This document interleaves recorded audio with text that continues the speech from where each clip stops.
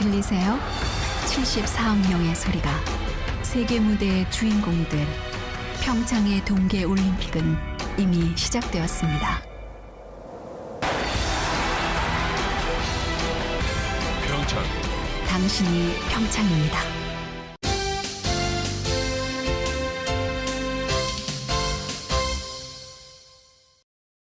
최근 송영무 국방부 장관과의 마찰로 논란의 중심이 된 문정인 통일외교안보특보가 25일 한림대에서 동북아 평화 공존을 위한 특별 강연을 가졌습니다.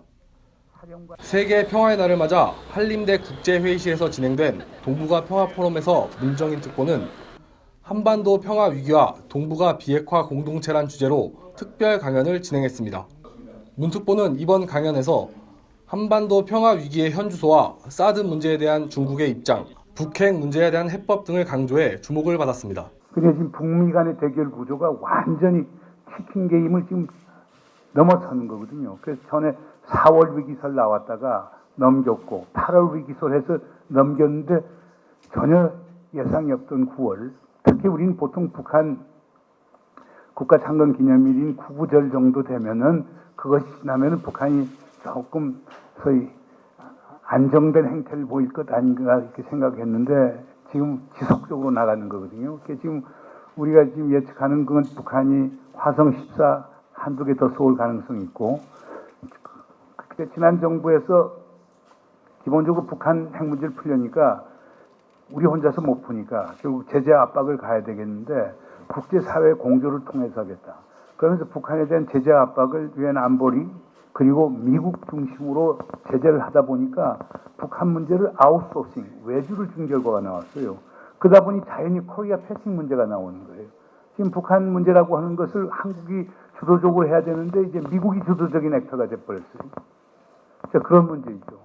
또 지금 북한이 계속 도발을 하니까 그걸 다루기 위해서 우리가 지금 사드 배치를 하지 않았습니까? 제가 어저께 중국 가서 뭐 고위인사들 만나고 그랬는데 사드 문제에 대해서 상당히 소위 경직된 입장을 보이고 있습니다. 지금 중국에서 주장하는 건 사드라고 하는 게 단순히 북한 미사일 막는 데만 있는 게 아니고 중국의 전략 핵 보복 능력을 현저히 손상시키고 그다음에 중국이 지금 추진하고 있는. 강연이 끝나고 문 특보는 이날 본지 사회부장과의 단독 인터뷰에서도 평창 올림픽을 앞둔 강원도민에게 메시지를 남겼습니다.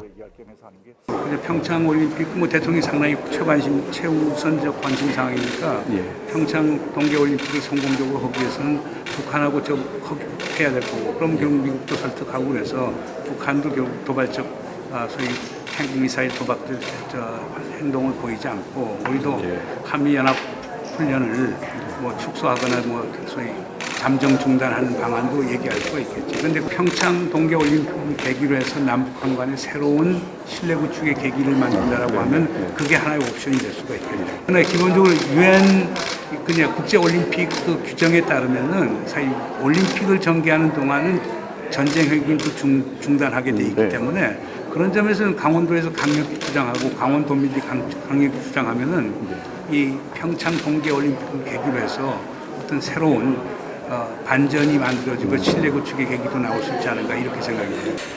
나는 그 가능성은 난 제로라고 보죠.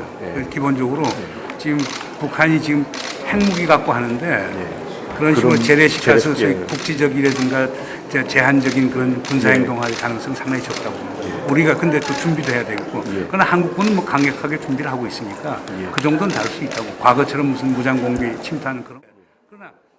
강원도민TV 방병호입니다.